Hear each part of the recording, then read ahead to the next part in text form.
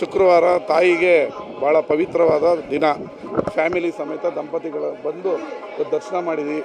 ಮಳೆ ಬೆಳೆ ಆಗಿ ಎಲ್ಲ ಕಷ್ಟಗಳು ಈ ರಾಜ್ಯದಲ್ಲಿ ಹೋಗಲಿ, ಡಿ ಕೆ ಶಿವಕುಮಾರ್ ಅವರಿಗೆ ಸುಸಲಿತವಾಗಿ ಅಧಿಕಾರ ಮಾಡುವಂಥ ಸಂದರ್ಭ ಒದಗಲಿ, ಯಾವ ಈ ದುಷ್ಟಶಕ್ತಿಗಳು ಸುಮ್ಮನೆ ಅವ್ರಿಗೆ ಅಡ್ಡ ಆಗೋದು ಬೇಡ ಅಂತ ದೇವ್ರ ಹತ್ರ ಕೇಳ್ಕೊಂಡಿದ್ದೀವಿ. ಪಡೆದಿದ್ದೀವಿ. ಡಿ ಕೆ ಶಿವಕುಮಾರ್ ಅವರು CM ಆಗಿರೋದು ನಾನು ಆದಷ್ಟೇ ಸಂತೋಷ. ನನಗೆ ಮಂತ್ರಿಗಿರಿ ಬೇಡ, ನನ್ನ ಕ್ಷೇತ್ರ ಅಭಿವೃದ್ಧಿ ಆಗಬೇಕು.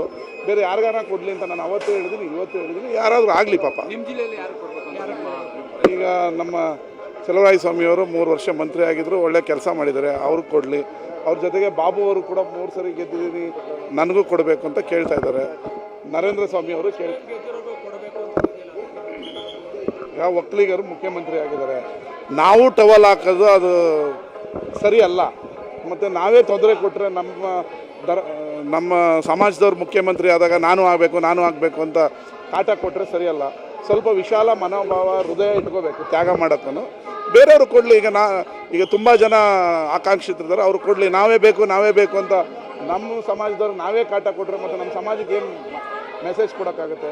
ಅದರಿಂದ ಈಗ ಶಿವಕುಮಾರ್ ಸಾಹೇಬ್ರು ಆಗಿದ್ದಾರೆ, ಅದು ನಮ್ಮ ಭಾಳ ಆಸೆನೂ ಆಗಿದ್ದಾರೆ. ಅವರು ಮಾಡಲಿ.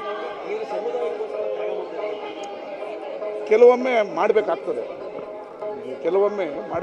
ಈಗ ಅವ್ರು ಆಗಿದ್ದಾರೆ. ನಾನು ಹೋಗಿ ನನ್ನೂ ಮಾಡಿ ಅಂದ್ಕೊಂಡು ನಾವು ರಂಪಾರಾಮಾಯಣ ಮಾಡ್ಕೊಂಡು ಕೂತ್ಕೊಂಡ್ರೆ ಬೇರೆಯವ್ರಿಗೆ ಚಾನ್ಸ್ ಸಿಗಲಿ, ಬೇರೆಯವ್ರಿಗೆ ಆಗಲಿ. ಮುಖ್ಯಮಂತ್ರಿ ಆಗಿದ್ದಾರಲ್ವ, ನಾವದು ಅಷ್ಟೇ ಸಂತೋಷ ಅಲ್ವ, ಆಗಲಿ.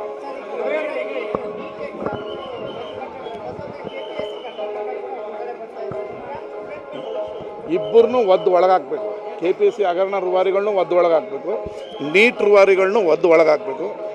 ದಯವಿಟ್ಟು ಮೋದಿಯವ್ರ ಹತ್ರ ಕೇಳ್ಕೊಳ್ಳೋದು, ಇದನ್ನು ಪ್ರತಿಷ್ಠೆಯಾಗಿ ತಗೋಬೇಡಿ, ಮೈಂಡ್ಗೆ ಹಾಕೊಬೇಡಿ.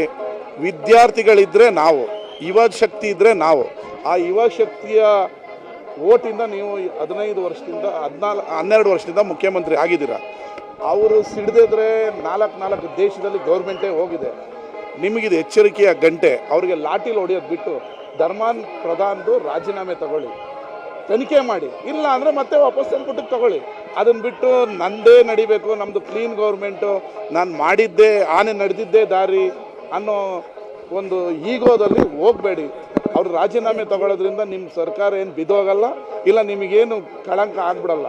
ಆದರೆ ಅವ್ರು ತೊಗೊಂಬಿಟ್ಟಿದ ತಕ್ಷಣ ನಂದು ನೀಟ್ ಗೌರ್ಮೆಂಟ್, ನಾನು ಏನೂ ಮಾಡೇ ಇಲ್ಲ ಅಂತ ಮುಚ್ಚಾಕೊಂಡು ಹೋಗೋದು ಸರಿಯಲ್ಲ. ವಿದ್ಯಾರ್ಥಿಗಳ ಭಾವನೆಗೆ, ಯುವಕರ ಭಾವನೆಗೆ ಬೆಲೆ ಕೊಡಿ. ಯಾವ ಬಸ್ಸು ಕೊಟ್ಟಿಲ್ಲ, ಕಾರು ಕೊಟ್ಟಿಲ್ಲ, ದುಡ್ಡು ಕೊಟ್ಟಿಲ್ಲ.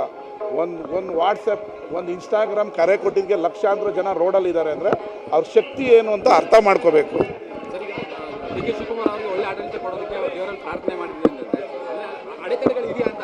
ಅಡೆತಡೆಗಳಿಲ್ಲ, ಆಗಿ 1 ತಿಂಗಳಾಗಿದೆ. ಇನ್ನು 2 ವರ್ಷನೂ ಯಾವುದೇ ಅಡೆತಡೆಗಳು ಆಗದಂಗೆ ಅಧಿಕಾರ ಮಾಡಲಿ ಅಂತ ಕೇಳ್ತಾರೆ. ಅದೆಲ್ಲ ಪ್ರಜಾಪ್ರಭುತ್ವದಲ್ಲಿ ಸಾಮಾನ್ಯ. ಹೋರಾಟ ಮಾಡೋದು ಅವ್ರ ಹಕ್ಕು, ಅದು ತಪ್ಪು ಅಂತಲ್ಲ.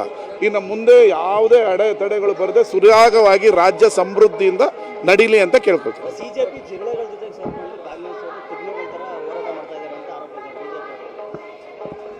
ಆ ತಿಗಣೆ ಒಂದು ಕಚ್ಚಿದ್ರೆ ಹೆಂಗೆ ರಕ್ತ ಇರ್ತದೆ ಅಂತ ಗೊತ್ತಾಗಿರ್ಬೇಕು. ಅದು ಹೇಳ್ದವ್ರಿಗೆ ಹೇಳಿ, ತಿಗಣೆ ಒಂದು ಚೂರು ರಕ್ತ ಇರಿದ್ರೆ ನೀನು ಮಲ್ಕೊಳ್ಳೋಕ್ಕೆ ಆಗಲ್ಲ, ರಾತ್ರೆಲ್ಲ ಕೆರ್ಕೊಂಡು ಕೂತ್ಕೋಬೇಕಾಗತ್ತೆ. ಆ ತಿಗಣೆ ಶಕ್ತಿನೂ ಅಷ್ಟಿರುತ್ತೆ. ಯಾವುದೋ ತಿಗಣೆ ಜಿರ್ಲೆಗಳು ಅಷ್ಟು ಈಸಿ ಅಲ್ಲ. ನಿನಗೆ ರಾತ್ರಿ ಒಂದು ತಿಗಣೆ ಕಚ್ಚಿದ್ರೆ ರಾತ್ರೆಲ್ಲ ನಿದ್ದೆ ಮಾಡೋಂಗಿಲ್ಲ, ನೀನು ನಿದ್ದೆ ಕದ್ದು ಬಿಡುತ್ತೆ. ಅದರಿಂದ ತಿಗಣೆ ಜಿರ್ಲೆ ಅನ್ನೋದು ಬಿಟ್ಟು ನೀವು BJPಯವರು ಯುವಕರ, ವಿದ್ಯಾರ್ಥಿಗಳ ಯುವ ಸಮೂಹದ ಓಟ್ ಪಡೆದು ಅಧಿಕಾರ ಮಾಡ್ತಾಯಿದ್ರಿ. ಅವರ ಭಾವನೆಗಳಿಗೆ ಬೆಲೆ ಕೊಡಿ ಅಂತ ನಾನು ಕೇಳೋದು.